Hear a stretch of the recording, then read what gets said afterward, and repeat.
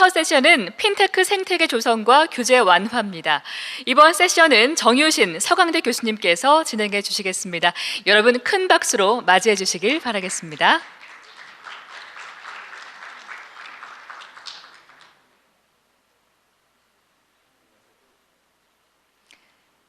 네, 버튼을 눌러주시면 되겠습니다. 조금 시간이 갔습니다. 식사도 하셔야 되니까 좀 빨리 진행하는 걸로 하고요. 첫 번째 세션 모델을 맡은 서강대 정유신 교수입니다. 요즘 워낙 이제 한 반년쯤 된 것 같아요. 실질적으로 이제 언론이나 이런 매체 통해 가지고 핀테크라는 게 이제 화두가 되었던 게 굉장히 오래됐는데 그 사이에 많은 변화가 있었죠. 정책 당국도 지금 규제 완화 조치 방안들을 내셨고, 또 은행을 중심으로 해서 이제 금융기관도 많은 그런 대응 조치들, 빠른 움직임들을 보이고 있는데, 또 일각에서는 이제 핀테크 업계 쪽에서는 이제 그럼에도 불구하고 아직까지 좀 구체적인 어떤 그런 규제 완화라든지 방안들이 좀 필요하다, 그런 얘기도 사실 하고 있고, 또 일반 소비자분들 이제 이런 쪽에서는 얘기는 많이 되고 있는데 도대체 손에 잡히는 그런 것들이 뭐냐, 이런 얘기도 사실 있으세요. 그래서 그런 각도에서 한번 우리가 오늘 이제 주제는 핀테크 산업이라 할 수 있겠죠. 산업의 생태계 조성에 대해서 한번 발제와 패널 토론을 하도록 하겠습니다. 여러분들 생태계라는 건 사실은 이제 생물들이 사는 그런 어떤 환경 얘기하잖아요. 그래서 왜 저런 생물들이 존재하나 하지만 사실은 굉장히 복잡하게 서로 유기적으로 연결되고 서로 도움을 주고받고, 때로는 죽기도 하지만 죽는 게 또 거름이 되기도 하고, 이런 게 생태계인데, 이게 이제 기업에 적용을 해서 기업 생태계, 또 벤처기업들이 그런 게 또 필요하니까 취약하니까 벤처 생태계 이런 얘기를 하는데, 이거를 핀테크라는 그런 하나의 산업에 저희가 적용을 해서 오늘 살펴보도록 하겠습니다. 먼저 소개를 좀 드리면요, 오늘 발제하실 분은 액센처 코리아 대표세요. 이지은 대표 시고요. 그다음에 이제 패널 세 분이 계십니다. 그래서 제 왼쪽부터 소개를 드리면 비바리퍼블리카의 이제 이승건 대표이시고, 패널들에 대해서만 박수 쳐주시는 거예요. 그다음에 미국에서 오셨습니다. 인머스트 파트너스 엘리어트 강 대표님, 그리고 우리금융경영연구소의 선임연구위원이시죠, 김종현 박사님. 먼저 이지은 대표님의 발제를 듣고 그다음에 패널 분들의 코멘트 앤드 토론을 하도록 하겠습니다.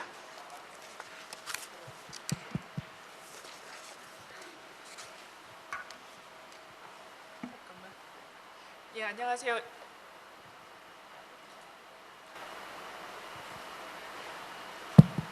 안녕하세요. 인사드리겠습니다. 액센처의 이지은이라고 합니다. 오늘 제가 전체 저희 세션 시간 중에 앞에 한 10분 정도만 할애를 해서 여러분들이 이제 생각하시는 핀테크의 생태계라는 거에 대해서 제가 화두를 던질 겁니다. 그래서 제가 정답을 말씀드리는 건 아니고요. 이런 논의가 지속되어 왔고 이런 쪽에 관심을 가져야 된다 하고 저희가 이제 토론을 하는 그런 시간으로 이제 진행을 해보겠습니다.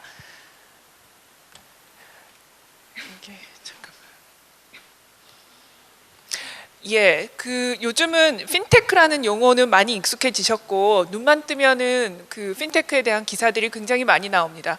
여러분들 저는 아침마다 핀테크라는 단어 세 글자로 이제 서치를 해보면 한 몇 페이지에 걸쳐서 핀테크에 대한 여러 다양한 기사들이 나오게 됩니다.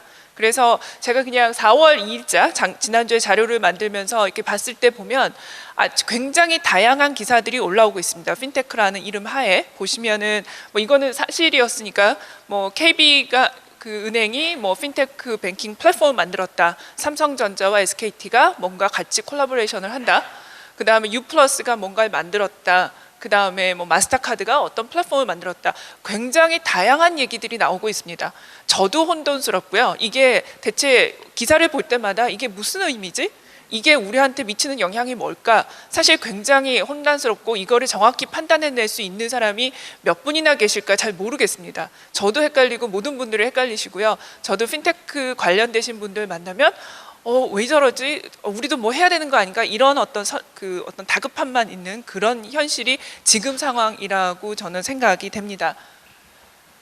그래서 이거를 잠깐 이렇게 정리를 해보면 생태계라는 건 아까도 교수님께서 말씀하셨지만 이렇게 다들 모여 있는 어떤 구성 요소고, 생태계라는 얘기를 처음 꺼냈던 가장 큰 이유는 이게 지속적으로 유지가 되어야 되기 때문입니다.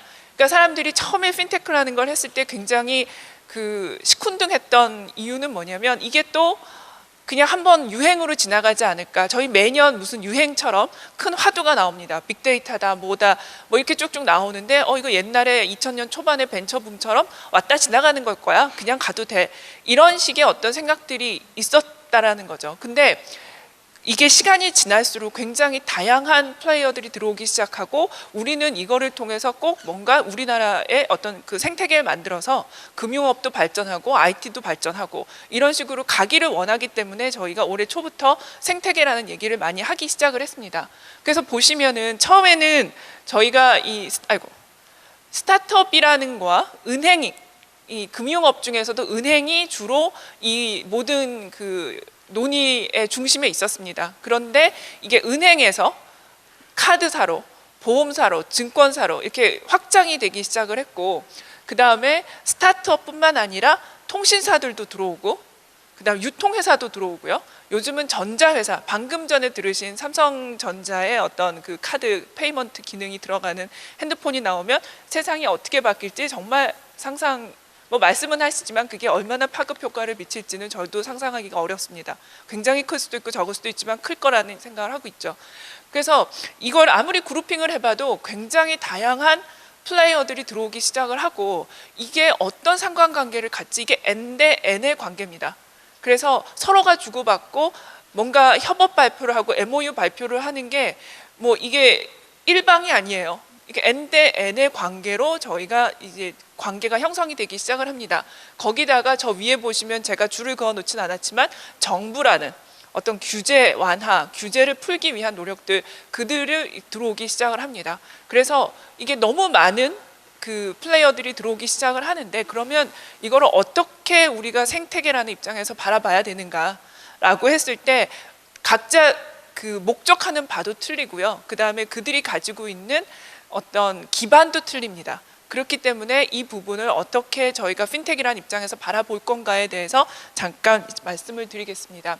처음에 핀텍의 생태계라고 했을 때는 저렇게 복잡한 기관들을 저희가 얘기를 하지는 않았습니다. 처음에는 여기 보시면 크게 4개 보시면 이렇게 금융회사들, 그 다음에 스타트업 회사들, 그 다음에 거기에 투자하는 투자자들, 그 다음에 정부 규제, 금융업이라는 게 어쩔 수 없이 어떤 여러 가지 규제를 받기 때문에 이게 다른 나라들, 미국이나 유럽에 진행되는 상황을 봐도 이렇게 크게 4개의 카테고리에 해당되는 어떤 생태계를 저희가 볼 수가 있었습니다. 여기에 요즘 들어오는 많은 업체들은 통신사나 이런 데 보시면은 어떤 플랫폼을 장악하기 위한, 선점하기 위한 여러 가지 노력들을 전반적으로 이제 진행하는, 여기 4개 다음에 이제 5번째 어떤 플레이어로 이제 들어오신다고 보면 됩니다.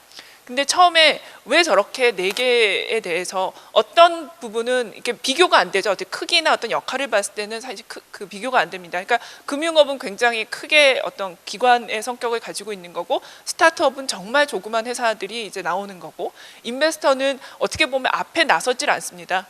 뒤에서 이제 투자를 하는 형태인데, 이 부분이 연결이 돼서 생태계라는 걸 만들어 가야 된다.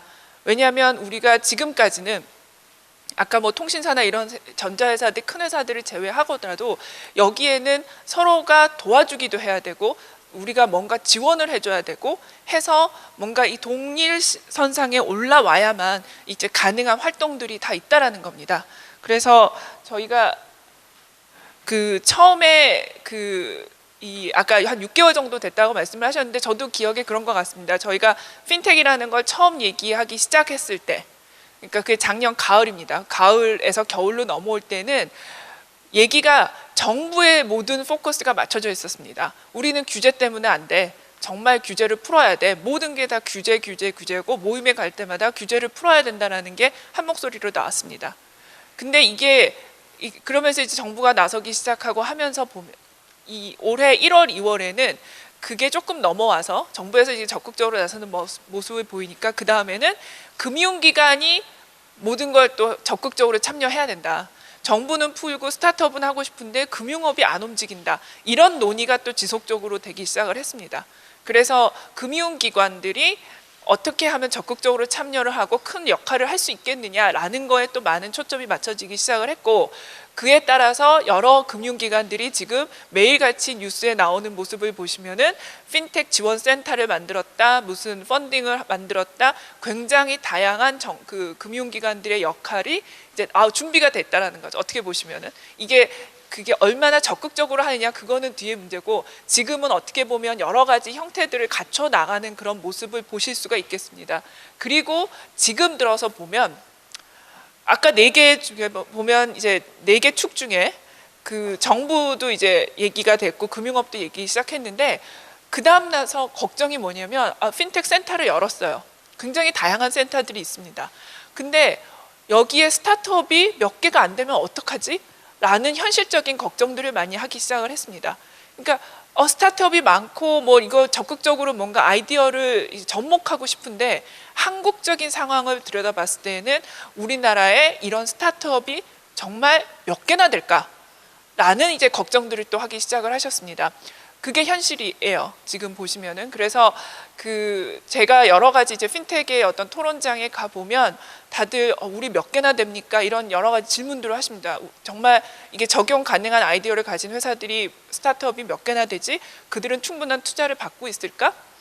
저희 회사가 이제 해외에서 어떤 이런 핀텍 센터를 운영을 하고 있는데, 거기 보면 이제 몇 개 저희가 분기마다 이제 모집을 하는데 스타트업들이 보통 몇백 개가 옵니다. 신청을 해요. 그러면 거기서 이제 심사를 해서 이제 어떤 은행에다 접목할 수 있는 아이디어들을 이제 저희가 발굴하기 시작을 하는데, 우리나라는 그렇게 했을 때 정말 몇 개가 올 수 있을까? 대부분 중복된 한 회사가 여기도 가고 저기도 가고 이런 현상이 발생하지 않을까? 그래서 어떻게 하면 이 스타트업들에 대한 투자를 활성화시키고 좀 더 많은 그 기업가 정신을 가진 그런 스타트업들이 나오게 할까라는 게 지금 현재의 어떤 상황이라고 저는 봐집니다. 그래서 앞에 지금 초록색 뭐 이렇게 쭉 그게 완결이 됐다가 아니라 그 논의 자체도, 정부 규제 자체도 논의가 되고 지속적으로 되지만 추가로 이런 부분들까지도 저희가 더 적극적으로 고려를 해야 된다라고 이제 말씀을 드립니다. 그런데 이제 핀텍이라는 걸 저희끼리도 많이 얘기를 하지만 저희가 근본적으로 놓치면 안 되는 게 있습니다. 그 핀텍이라는 거를 사실은 벤치마킹 할 때가 많지 않습니다. 지금 뭐 여러 다른 나라도 지금 시작을 하고 있고 뭐 아직 이렇게 이게 완성이다라고 얘기를 할 수는 없는 상황입니다. 그렇지만 저희가 작년부터 이제 핀텍이라는 얘기를 많이 했을 때 한국은 한국에 맞는 핀텍이 되어야 되는 거 아닌가라는 얘기를 사실 많이 했고, 금융권에서도 그런 얘기를 많이 합니다. 왜냐하면 저희는 뭐 아시다시피 이제 어떤 IT 인프라는 굉장히 좋고 인터넷 뱅킹도 활성화되어 있고 하다 보니까 이게 다른 나라 중국이나 미국하고는 다른 형태로 갈 수밖에 없지 않을까라는 얘기를 하고 있고, 그거를 저희가 만들어내야 되는 그런 상황에 있습니다. 그리고 그 스타트업을 아까 말씀드렸는데, 초기에는 저희가 어떤 모바일 페이먼트라든지 아니면 인터넷 뱅킹에 대해서만 주로 얘기를 하다가 지금 뭐 작년 정도부터는 P2P 랜딩, 뭐 그다음에 해외 송금이라든가 모바일 페이먼트 이런 어떤 하나하나의 그 타픽에 저희가 많은 이제 노력을 들이고 있는데, 사실은 이게 어떻게 발전할지는 저희도 모르고 여기 계신 여러분들도 모릅니다. 앞으로도 여러 다양한 아이디어를 갖고 나와야 되고, 아까 보안 얘기도 했지만 어떤 데이터 분석 역량을 가지고 굉장히 개인화된 서비스를 제공할 수 있는 다양한 어떤 아이디어, 플랫폼이 나올 수밖에 없는 상황입니다. 근데 이런 게 가능하게 하려면 아까 말씀드렸듯이 굉장히 스타트업들이 활발하게 이루어져야 되고 굉장히 다양하게 이제 참여를 할 수 있는 장이 마련이 되어야 된다는 겁니다. 그래서 제가 마지막으로 이 핀텍이라는 거가 지금까지 6개월간 제가 발표를 드릴 때마다 조금씩 성공 요인이 좀 달라지긴 했어요. 그러니까 지난 뭐 저희가 1, 2월에 주로 말씀드릴 때는 금융기관이 적극적으로 참여를 합니다 라는 거를 주로 말씀드렸다면, 지금은 어떻게 하면 스타트업들이 적극적으로 참여할 수 있는 장을 마련해 줄 거냐, 그 다음에 제가 선점 효과라는 말을 들었는데, 지금은 모든 게 불확실한 상태입니다. 누군가 아이디어를 가지고 빨리 적용을 해봐서 그거를 비즈니스로 엮어내는 그런 역량이 가장 필요하고요. 여러 나라 케이스를 오늘 오후에 쭉 보시겠지만 굉장히 스타트업이나 금융기관의 몸을 가볍게 해서 빨리빨리 새롭게 적용을 해볼 수 있는 그런 터전을 마련해 주는 게 투자의 장이 될 수도 있고 어떤 기업을 만들어 나가는 장도 그렇게 가볍게 해주는 게 저희한테는 지금 필요하지 않나라고 생각을 하고요. 뭐 규제는 지속적으로 계속 풀어 나가야 되는 거고 마지막에 금융업과 IT의 지속적인 협업 문화인데 이거는 제가 경험을 너무 많이 해서 다른 분들은 어떻게 생각하실지 모르겠지만 우리나라에서만은 금융업과 IT에 종사하는 사람이 길을 가다가도 만나기 어려운 환경이었습니다. 왜냐하면 살아온 환경이 틀리세요. 금융업과 IT 사는 동네도 틀리고 비즈니스를 주로 하시는 동네도 틀리고 연배도 틀리고 굉장히 틀렸기 때문에 지금 이제 만나서 같이 작업을 하고 이러는 데에는 절대적인 시간도 걸릴 뿐더러 서로가 믿어주는 그런 문화가 필요합니다. 뭐 믿는다라는 게 믿어달라 해서 믿는 게 아니라 자주 만나고 얘기를 하다 보면 서로에 대한 이해가 생기는 거죠. 그런 장을 저희는 지금 인위적으로라도 만들어줘서 어느 절대적인 기간이 흘러서 서로에 대한 신뢰가 쌓여야 되는 게 아닌가라고 그렇게 생각을 하고 있습니다. 그래서 여기까지 제 발제를 마치고요. 그러면 제가 교수님께 다시 넘겨드리겠습니다.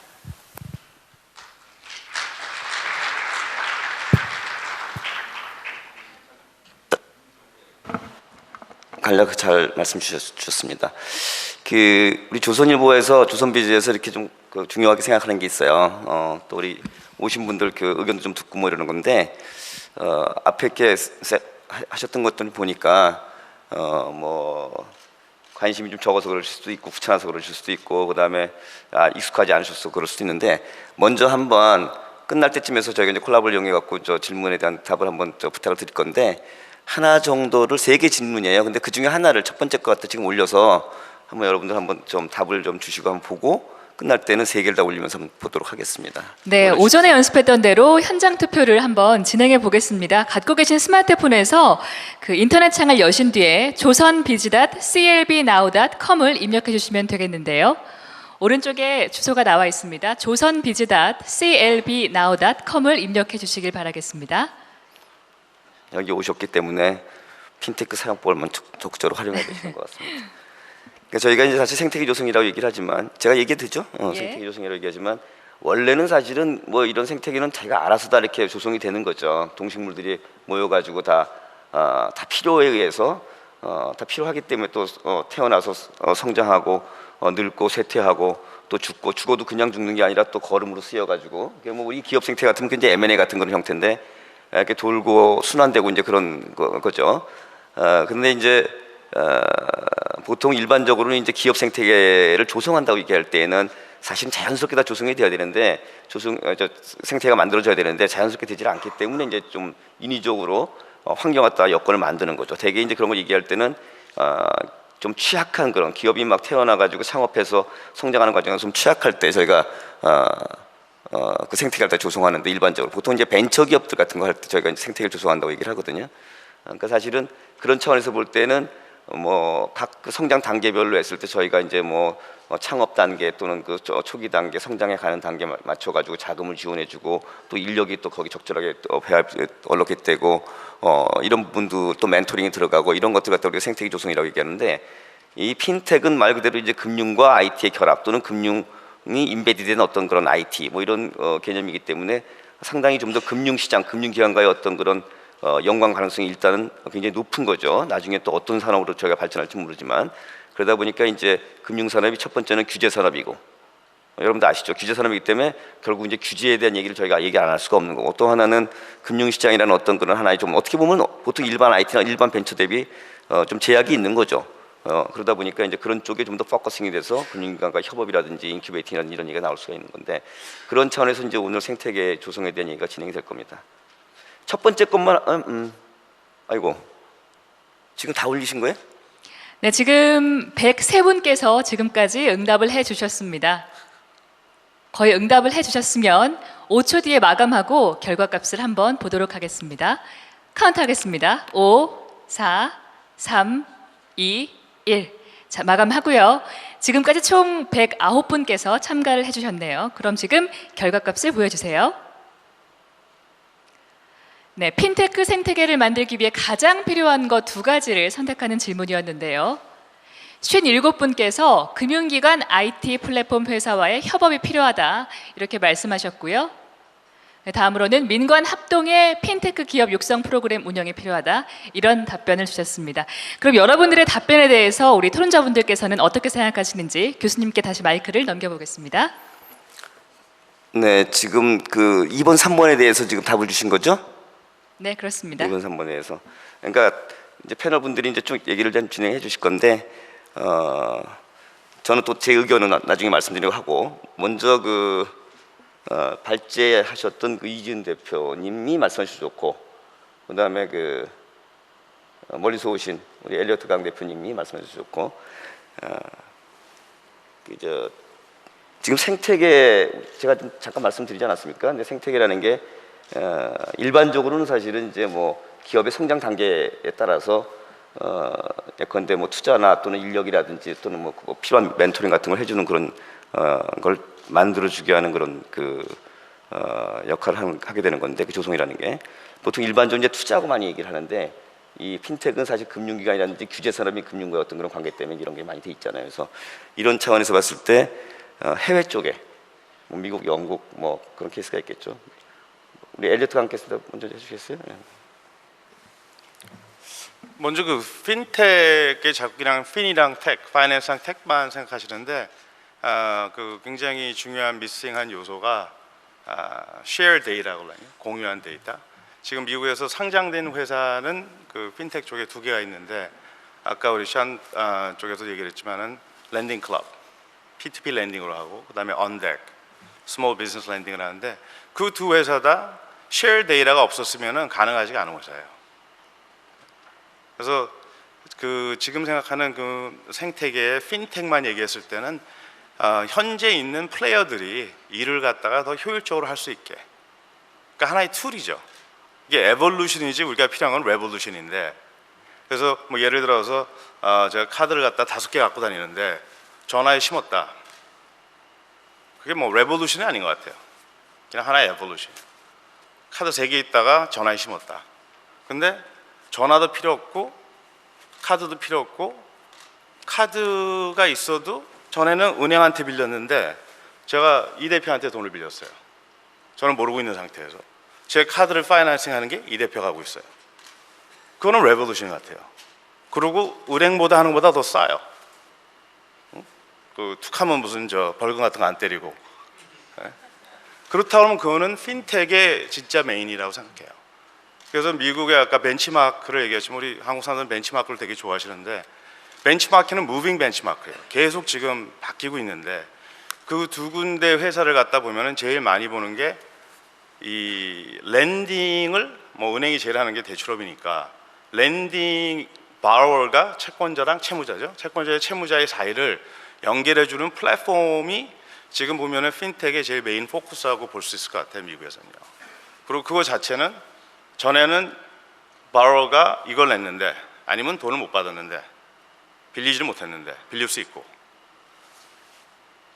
돈을 갖다가 은행에 입금했을 때는 굉장히 적은 이자를 받았는데 직접 랜딩을 해주니까 훨씬 높은 이자를 받을 수 있고 중간에서는 다 이거 자체가 되고 돌아가고 그러니까 그런 걸 자체를 봤을 때 저는 이제 핀텍이라고 했을 때 저희가 툴이랑 지금 있는 플레이어들의 효율성이나 이걸 높아주는 거 굉장히 중요하죠. 그 툴이랑 진짜 핀텍의 메인은 약간의 레볼루셔너리하게 그거 차이를 갖다가 많이 보고 있습니다.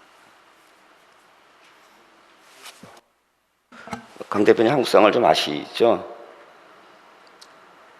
근데 저희가 핀텍 레볼루션이기 때문에 상황에 자꾸 묶이지 말고 가능성에서 포커스하는 게 낫지 않을까요? 한국은 지금 어떻게 돼 있나요? 지금 이제 우리 작년도 12월달에 이제 여러분도 아시지만 이제 미국에서 랜딩 클럽이 상장이 돼가지고 뭐 페이스북 시가총액을 뛰어넘고 뭐 첫날 아마 상장 상장 첫날 아마 그 주가 상승률이 그 알리바바 다음 정도 2위 정도 이렇게 많이 올라가고 화제가 됐었는데 뭐 저희도 이제 뭐 그런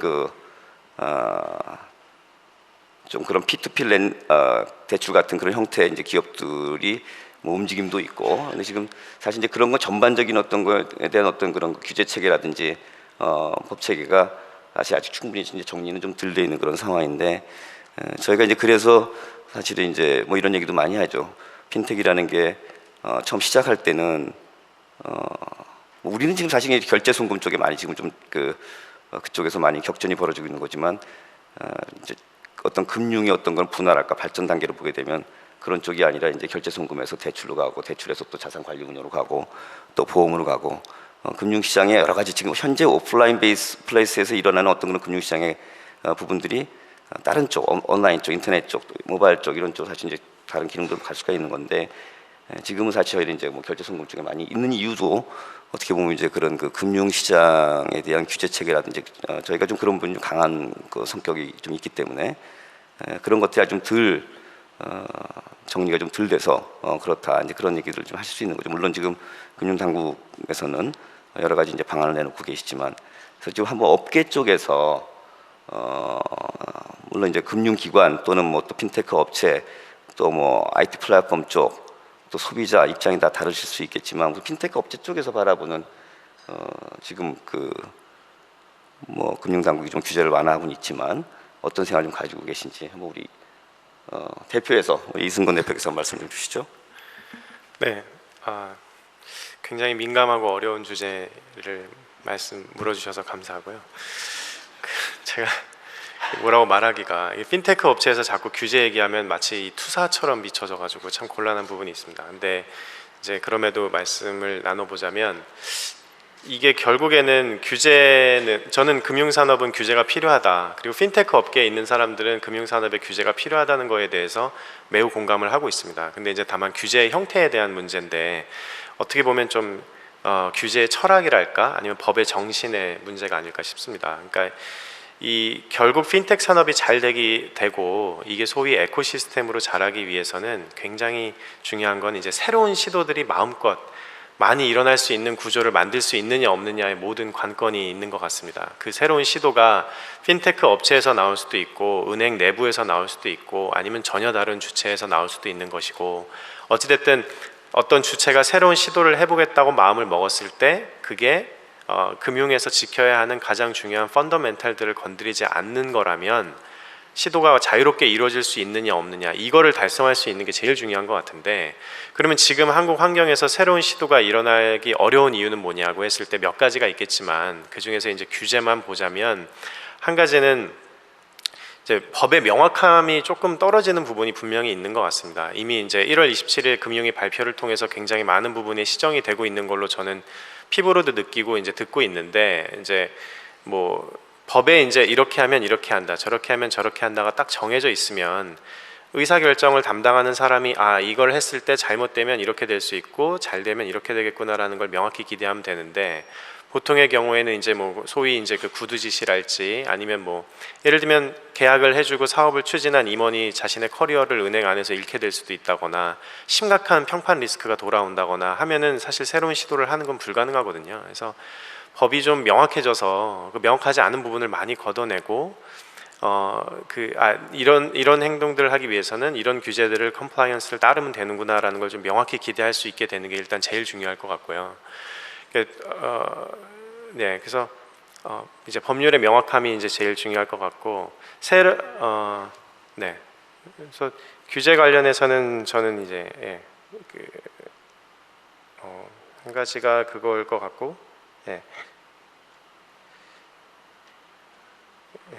이제 두 번째는 사실 굉장히 중요한 것들을 생각하고 있었는데 지금 긴장해서 좀 떠오르지가 않는데, 그러니까 새로운 시도가 잘 일어날 수 있는 구조를 만드는 게 굉장히 중요할 것 같다. 그게 제일 얘기하고 싶은 부분입니다. 전에 딴 쪽에서 얘기할 때 보면은 뭐 보안 얘기 많이 하셨던 것 같은데, 그러니까 사실 지금 제가 이제 저 드린 그 질문 중에도 이제 그런 게 아까 있었던 것 같은데, 사실 조금 좀 명확히 하자면 보안에 대한 지나친 그런 그 규제를 좀 완화하자 이런 표현보다는 저희는 지금 사실 보안 산업 자체가 좀 성장하기가 어려운 그런 구조 환경화에 있지 않습니까? 보안을 너무 절대적으로 이제 저희가 생각하다 보니까 절대로 하여간 보안은 뚫려서 안 되는 거고, 뭐 이렇게 하다 보니까 사실 이제 여러 가지 뭐 인증 같은 경우에도 절차가 굉장히 복잡하고 해서 사실 그 보안 산업 자체가 싹이 트기가 어려운 그런 구조인데, 뭐 이제 그 이면에 한 번 더 그게 뭐 뚫리거나 문제가 생겼을 경우에는 사실 이제 우리 작년도에 또 뭐 카드 사태도 있었지만 그런 이제 여러 가지 문제가 생길 수가 있는 거죠. 그런 쪽에서 한번 얘기해 주셨던 것 같은데 아닌가요?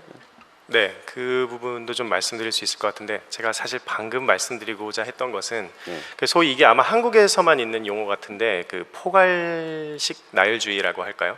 그러니까 어떤 가능한 비즈니스들을 나열해서 이것들에 대해서만 비즈니스를 하라고 하는 이런 식의 법의 정신보다는 안 되는 것들을 정의하고 대부분의 것들을 가능하게 놔두는 이런 식의 이제 법 구조의 변화. 그래서 그 비즈니스가 자라났을 때 그 비즈니스가 생길 수 있는 문제점들에 대해서 관계 당국들이 이제 애자일하게 논의를 해서 규제를 만들어가는, 실제로 여기서 이제 말씀 주신 엘리어트 강 대표님께서 말씀 주신 랜딩 클럽도 2006년에 서비스를 시작했지만 2008년에 세 분기 동안 비즈니스가 멈춰 있었습니다. 규제 문제로. 근데 달랐던 거는 SEC 등 관련 기관들이 랜딩 클럽의 비즈니스의 이제 잠재력을 보고 그게 될 수 있는 방향으로 규제를 3분기 만에 다 만들어서 그 해가 끝나기 전에 비즈니스를 다시 시작할 수 있었거든요. 랜딩 클럽 업체들도 그 1년 동안 비즈니스, 사실 2, 3년 해둔 비즈니스를 멈췄으니까 굉장히 속상했을 텐데 그래도 이제 규제를 풀어서 완전히 해결할 수 있는 방법을 찾은 것처럼 그래서 한국도 포괄식 나열주의를 좀 벗어날 필요가 있지 않나라는, 모두가 아는 얘기지만 하기 어려운 그 얘기를 드리고, 보안과 관련해서는 사실 그런 게 있는 것 같습니다. 그러니까 한국에서는 전자금융에서조차 절대 사기 거래는 일어나서는 안 된다라는 게 굉장히 강한 철학으로 자리 잡은 것 같은데, 전 세계 어디를 가도 전자금융 거래를 할 때 사기 거래를 막을 수 있다 100% 그렇게 생각하고 있는 금융 전문가는 아마 아무도 없을 거예요. 그러니까 결국 이게 노 리스크하게 전자금융 거래에서 한 건의 사고 거래가 나더라도 그거에 대한 책임을 물고 보상은 당연히 해야겠지만 법적인 책임이나 이제 어떤 재무적 손실뿐만 아니라 평판 리스크에도 문제가 가는 이런 방향의 뭐 언론이나 정부의 대응들에서 벗어나서 리스크 매니지먼트 차원으로 가야 된다는 거죠. 이미 공인인증서를 쓰고 있는 한국에서도 한 해 전자금융 거래로 일어나는 사기 금액이 1조가 넘는데, 그러니까 결국 이건 기술로 완전히 해결할 수 있는 부분은 아닐 것이고, 그리고 이제 리스크를 완전히 그 사기 거래를 영원으로 만들 수도 없는 부분이니까 이 리스크를 매니지먼트해서 그런 사기 거래랄지 문제가 되는 페이백 어떤 그런 거래건에 대해서 전체 거래의 일정 부분 이하로 만드는 데 집중하는 그런 리스크 매니지먼트 폴리시로 이동하는 게 필요하지 않나, 그런 생각이 듭니다. 뭐 여기 오신 분들은 지금 핀텍에 워낙 관심이 많기 때문에 이런 거에 대해서 충분히 생각을 많이 하셨을 것 같아요. 그러니까 실질적으로 이제 핀텍이 우선 이제 하나의 산업으로 자리를 잡으려면 이제 뭐 효율성도 높아져야 되고 이제 이런 부분들이 있는데, 그러려고 하면 사실은 이제 뭐 제가 넘어야 될 그런 벽들이 있는 거죠. 뭐 대표적인 것들이 이제 보안의 이슈라고 할 수가 있겠는데, 지금 말씀하신 대로 보안은 굉장히 중요한 거긴 하지만 이 보안 문제가 절대 뚫려서는 안 된다, 이렇게 저희가 들어가게 되면 보안 산업은 사실 굉장히 성장하기가 어려운 거고, 사실은 이제 그것보다는 뚫릴 수 있다는 전제하에서 누가 빨리 갔다가 얼리 디텍팅을 하고 얼리 레미디를 하고, 그래도 안 되는 경우에는 이를테면 그걸 보험으로 또 조종할 수 있는 그런 툴들 갖다 또 시장 갖다 만들어내고, 그리고 또 이제 중요한 게 아까 말씀하신 대로 뚫렸을 때 책임 소재를 사실은 이제 명확하게 해서 책임져야 될 부분에서 책임을 짓도록 하는 것들이 굉장히 중요한데, 이제 그런 것들이 사실 좀 약했던 그런 부분들이 있는 거죠. 그 실패 영역이고 외부 효과가 크니까 결국 이제 이런 쪽에 좀 지원을 해 조성을 해야 된다, 이제 이런 차원이었지만, 뒤로 넘어가면 뒷페이지 넘어가면 이제 핀텍은 뒤로 좀 넘겨주실래요? 핀텍은 이제 금융기관과의 관계에서 그런 규제 영역이라든지 이런 부분들이 있다 보니까 이제 앞단들이 많이 강조가 된 거예요. 금융기관의 제휴, 인큐베이팅 금융기관에 들어와서 뭐 용역을 갖다 받고 이런 걸 얘기를 했는데, 사실 이제 그런 부분들을 빼고 규제가 나름대로 내가 시스템 되고 정리가 되고 한다면 원래 벤처 생태계의 어떤 그 속성으로 돌아가야 되는 게 맞는 거죠. 그리고 또 하나 제가 이제 궁금하고 좀 저 패널 분들한테 질문하고 싶은 건 세 번째 페이지. 그러니까 저희는 지금 결제 송금 정도에서 지금 전선이 이루어지고 있어요. 그러니까 지금 뭐 막 시작한 거니까. 그리고 거기에 지금 모든 그런 그 인포메이션 규제 이런 책이나 이런 것들이 사실 지금 풀리지 않은 그런 상태여가지고, 뭐 예컨대 뭐 제가 질문 드렸지만 금산분리 이슈라든지 무슨 정보 제공 이슈라든지 뭐 실명제 비대면 실명의 이슈라든지 뭐 그런 이슈 자체가 지금 사실은 하겠다 하고 선언적은 돼 있지만 지금 국회 가서 나가질 않았고 여러 다 걸려 있는 그런 상황이거든요. 그러다 보니까 지금 저희는 결제 송금에서만 묶여 있고 대출, 그다음에 증권 거래나 또는 자산 관리 운영, 보험 이쪽은 하나도 가지 않은 거예요. 그죠? 그래서 이제 이런 부분에 대해서도 생태계 조성이 지금은 앞단만 돼 있지만 그게 풀리면 나중에 이런 쪽에 우리가 다 고려를 해봐야 된다는 생각을 하는데, 우선 자산 관리 운영 쪽은 제가 듣기로는 지금 미국에서 그 평가기관 혁신 서비스 핀테크 혁신 서비스 평가기관이 평가한 바에 의하면 자산 관리 쪽에서 지금 웰스 프론트라는 데가 1등이에요. 그죠? 오히려 온덱 랜딩 클럽은 뭐저 9, 20이 미칩니다. 그러니까 그쪽이 훨씬 지금 혁신적인 쪽은 많이 가 있는 거라고 생각이 되고, 그래서 저희가 어떻게 보면 갈 길이 뭔데, 우선 대출 쪽에서도 지금 사실은 우리가 지금 정리가 잘 안 돼 있는 거잖아요. 그죠? 그래서 한번 그런 차원에서 봤을 때 저는 이제 대출, 자산 관리, 운용, 보험 이런 쪽은 기본적인 어떤 뭐 이런 하드웨어적인 어떤 그런 인프라, 또 그 IT 쪽에서 또는 그 소프트웨어적인 IT 인프라 이런 것도 필요하지만 그 자체에 지금 빅데이터 분석이라는 이런 것들이 굉장히 필요하고, 그게 되려면 정보 제공이 유연하게 돼야 되고, 그래서 데이터베이스가 구축이 돼가지고 뭐 서로 데이터베이스가 서로 사고 팔기도 하고 그런 상황에서 업체들이 달라붙어서 뭐 이렇게 해야 된다고 생각을 하는데, 이런 쪽에 지금 우리 엘리어트 강 대표님이나 이지은 대표님이 좀 해외 사례를 들어가지고 얘기하실 수 있는 부분들이 있지 않나. 우리가 생태계 조성 차원에서 지금은 금융기관 과의 어떤 걸 인큐베이팅 협력 이런 얘기를 하지만, 다음 단계로 해서 저 관련해서 좀 어떤 게 좀 준비할 게 있을지 좀 얘기해 주시면 감사하겠네요.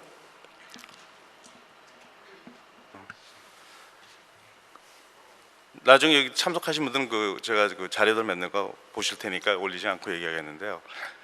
지금 이제 뭐 아까 계속 얘기했던 언덱이나 랜딩 클럽들이 은행이 하지 못하는 걸 했어요. 그러니까 은행이 하지 못하는 것과 하기 싫어하는 거. 뭐 예를 들어서 3만 불짜리 밑에 대출, 그것도 약간 한국 사람들 같아가지고 2시간 만에 결정해달라는 사람들. 이거는 은행이 하지 못했으니까.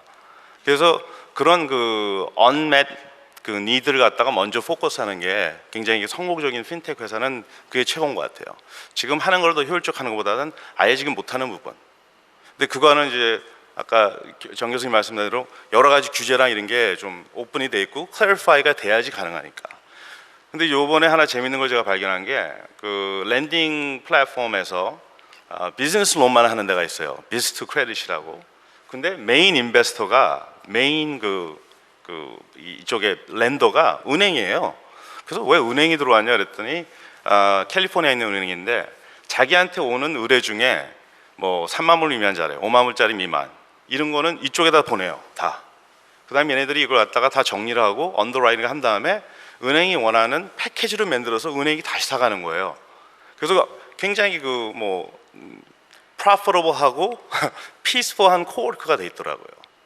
그래서 그런 면에 봤을 때는 꼭 무슨 뭐를 갖다 레볼루션, 제가 이 말을 갖다 썼는데 레볼루션을 하면서도 같이 코워크하는 부분이 굉장히 기회가 많은 것 같고, 특히 한국에서는 지금 있는 금융업 은행들과 여러 군데들이 자리가 완전히 잡혀 있고 있기 때문에 같이 일할 수 있는 방법이 더 어떻게 보면 더 많을 것 같아요, 기회 자체가. 그 해외에서 보시면 어때요? 그러니까 데이터를 랜딩 클럽 같은 경우는 사실 이제 금융기관의 데이터를 이용하지 않고 SNS 데이터를 이용해서 이제 간 거잖아요.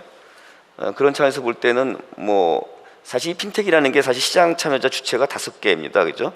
엔드 유저 소비자가 있고, 그다음에 정책 당국 양 극단이 있으면 사이에 금융기관 권역별로 쫙 있고, 그다음에 IT 플랫폼을 제공하는 회사들, 우리 같은 네이버, 다음 카카오 같은 데들이 있고, 그다음에 벤처성의 핀테크 업체들이 있어요. 혁신 서비스 제공하는 5개 주체들이 있는데, 근데 실질적으로 이제 근데 뭐 데이터 같은 게 굉장히 중요해서 그걸 통해서 혁신 서비스를 만들려고 한다라고 가정했을 때 금융기관이 갖고 있는 게 있을 수가 있고, 그다음에 이제 IT 플랫폼이 갖고 있을 수가 있고, 또는 뭐 우리 같으면 지금 뭐 신세계나 뭐 이런 그런 또 다른 백화점이나 또 다른 그런 데이터 같은 구축하고 할 수 있는 데들이 있잖아요. 그러니까 그 금융권 비금융권 나누면 어떤 쪽이 좀 더 가능성이 있고 나중에 뭐 성장성이 더 클 수 있습니까? 데이터 액세스에 대해서 얘기하시는 거예요? 그러니까 그런 걸 활용을 해갖고, 예컨대 네. 랜딩 클럽 같은 경우는 비재무 데이터를 이용을 해갖고 사실은 금융기관의 금융행위를 갖다 더 훨씬 효율적으로 했다라고 좀 얘기하고 있는 거 아니에요? 근데 먼저 지금 뭐 랜딩 클럽이 되든 다른 핀텍 직접 돈을 갖다가 만지는 핀텍 사업들 보면은 그 베이직 데이터는요 은행들한테서 사와요. 그 다음에 크레딧 익스피리언이든지 이렇게 크레딧 스코어하는 회사들. 근데 뭐 예를 들어서 회사가 2군데가 있는데 하나는 요럴리라고 그러고 디시전 라직이라고 하는데, 제가 퀄리파이가 되면은 만약에 이제 이 대표가 저한테 제 플랫폼에서 돈을 빌려가고 싶다. 그러면 이제 어프로브를 줘요. 그러면은 저는 이 대표가 갖고 있는 모든 은행 구자의 그 monthly statement을 갖다가 다 받을 수가 있어요. 왜냐하면 그 회사가 은행들과 다 계약을 한 거예요. 당신들의 소비자에 있는 데이터를 갖다가 나한테 맡겨라. 그러면 내가 가공을 해가지고 이런 식으로 팔리겠다. 근데 그걸 갖다가 만약 한국에서 한다 그러면은 모르겠어요. 교수님이 은행들한테 가서 그거 하신다도 은행들이 안 줄 것 같아요. 그래서 그러니까 그런 데이터만이 아니라 데이터를 갖다 모아서 가공해서 이런 핀텍 업체들한테 굉장히 효율적으로 그 인포메이션을 갖다가 프로바이드하는 업체들이 많이 생겨야지 이제 제일 도움이 될 것 같아요. 네. 나중에 우리나라도 뭐 데이터 거래 같은 게 되고 좀 뭐 활성화될지 모르겠는데 뭐 일부에서는 지금 뭐 데이터 게더링하는 그런 얘기도 있다고 하죠. 저 이지은 대표님, 영국이나 뭐 저 이쪽에서는 그 영국과 텍시티에서 한 영국은 주로 정부하고 그 은행 주도로 계속 했죠? 예, 그렇기는 하지만 제가 워낙 지금 시간이 넘쳤다고 얘기하니까 간략하게 말씀드리면 저희가 이제 영국과 그 뉴욕에서 이제 이노베이션 랩이라는 거 운영을 합니다. 그래서 은행하고 이제 스타트업들 들어와서 같이 얘기를 하는데 거기 들어오는 스타트업들의 어떤 통계를 저희가 매번 분기마다 내요. 그러면 어느 정도 어느 분야의 스타트업들이 참여를 하느냐를 놓고 보면 국내는 지금 어떤 탑픽이 뜨면은 그 탑픽으로 이렇게 쏠립니다. 뭐 모바일 페이먼트든지 아니면 이렇게 하는데 거기는 늘 똑같이 아까 말씀하신 데이터 분석 쪽이 사실 제일 많아요. 그리고 모바일 페이먼트 있고 그다음에 굉장히 다양한 분야에서 스타트업들이 계속 아이디어를 내면서 올라온다는 거예요. 업체도 계속 바뀝니다. 그래서 그런 부분들이 조금 더 활성화가 되고 지금 엘리엇강 대표님 말씀하신 것처럼 어떤 분석에 대한 그 어떤 할 수 있는 기반 지금 말씀하신 케이스는 국내에서 한다 그러면 어떻게 해야 될지부터 모르겠어요. 데이터 보안 문제가 일단 걸리니까. 하지만 그런 것들을 하나하나씩 풀어 나갔을 때 저희도 조금 적극적으로 활성화되지 않을까라고 생각합니다. 거죠? 네, 식사하셔야 되니까. 그래요. 시간이 워낙 사실은 좀 타이트하고 주제는 사실은 굉장히 큰 주제고 그렇습니다. 그러니까 저희가 지금 생태계 핀테크 생태계 조성이라고 좀 얘기를 하고 있는데 사실 이게 이제 자연스럽게 되는 게 제일 좋은 거죠. 그렇지만 저희가 이제 어떤 의미에서 볼 때는 좀 그 시장 취약한 그런 파트고 국가 경제적으로 볼 때나 또는 그 산업적으로 볼 때 굉장히 중요하고 성장 잠재력이 큰 곳이기 때문에 이제 그런 쪽에 좀 그 조성적인 차원에서 정부는 정부대로 또 각 그 시장 참여자는 참여자대로 롤을 해서 민인의 상생의 어떤 그런 구조를 만들었으면 좋겠다는 그런 차원에서 저희가 한번 얘기한 거라고 생각해 주시면 좋겠고요. 그러니까 지금 보면 어떤 그런 그 금융과 협업이라는 어떤 차원에서의 어떤 그 금융과의 그 연관성이라는 핀테크의 특성 때문에 그런 쪽에서의 생태계 조성도 굉장히 중요하고 그러나 이제 그런 부분들이 어느 정도 정리가 되고 정부의 어떤 그런 그 법제도 같은 것도 정비가 되고 하게 되면 원래 이제 그런 벤처 생태계 어떤 그 기업 생태계 차원에서의 필요한 그런 부분들이 이제 같이 따라줘야 될 거라고 생각을 합니다. 그러면 저희가 아까 시작할 때 잠깐 우리가 콜라보를 이용해서 좀 한번 그 해봤었는데 글쎄요 뭐 이거 한 40분 정도 얘기를 서로 나누고 그걸 들으시고 나서 그런 것들에 대해서 다시 했을 때 뭐가 바뀔런지는 잘 모르겠지만 한 번 더 꺼내셔서 아까 세 가지 질문 아까 다 했었죠? 첫 번째 질문만 진행했습니다. 첫 번째만 했어요? 예. 첫 번째 그 나머지가 그럼 올려서 한번 좀 해주시죠. 예. 전체가 세 개였는데 아까 보니까 두 번째가 올라온 것 같은데 첫 번째가 아니라 그래요? 예. 나머지 질문들을 한번 다시 띄워주시죠. 네네네. 자, 첫 번째 질문입니다. 핀테크 현상이 대세라고 생각하십니까? 1번 대세이다, 2번 일시적 현상이다, 3번 잘 모르겠다 응답해 주시고요. 네, 두 번째 질문은 아까 했던 건데 다시 한번 진행을 해주시고요.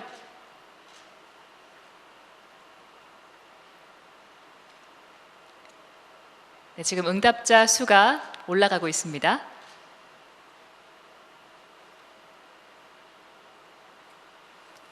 사실 오늘은 핀테크가 대세냐 아니냐에 대한 얘기는 사실 저희가 못했어요. 그러니까 여러분 생각하시는 것 같고 이제 하는 거니까.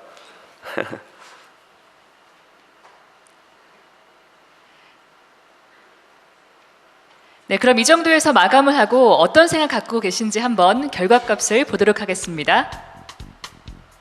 자, 91분께서 답해 주셨는데요. 결과값 보여주세요. 역시 대세이다라는 응답이 52분의 응답으로 가장 많았고요. 두 번째 질문에는 개인정보 제공 허용 그리고 보안 산업에 대한 지나친 규제 완화가 필요하다 이런 응답들이 많았습니다. 핀테크 생태계 조성을 위해 가장 필요한 두 가지 아까 봤던 것과 비슷한 답변 나왔는데요. 금융기관과 IT 플랫폼 회사와의 협업이 필요하다. 또 민관 합동의 핀테크 기업 육성 프로그램 운영이 필요하다.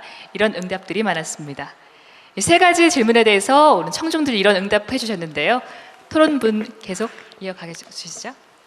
네, 그 질문, 그러니까 우문현답이라고 그러잖아요. 근데, 대답이 더 좋으신 것 같아요. 그러니까 굉장히 사실 여기 오신 분들이 지금 어떻게 보면 가장 중요한 어떤 인프라 부분에 대해서 저희가 먼저 육성을 해야 된다고 답을 하신 거로 이해를 합니다. 그래서 앞으로 우리나라 핀텍 산업이 한국 사람들이 뭐 한번 정해지면 굉장히 빠르고 한 방향으로 가는 그런 특성이 있기 때문에 저희가 지금 현재는 이제 한 3, 4년 정도 외국 대비 뒤쳐져 있다는 얘기를 하지만 IT가 워낙 또 강하고 저희가 또 빨리빨리 한 방향으로 가면 또 그런 속성을 갖고 있기 때문에 지금 대답하신 걸로 봤을 때는 상당히 좋은 결과가 빠른 시일 내에 일어날 수 있겠구나 이런 생각을 해봅니다.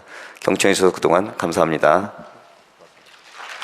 네, 지금까지 좌장을 맡아주신 정유신 교수님, 이지은 부사장님, 이승건 대표님, 엘리어트 강 대표님, 김종현 선임연구위원님 모두 감사드립니다. 큰 박수, 다시 한번 뜨거운 박수 부탁드리겠습니다.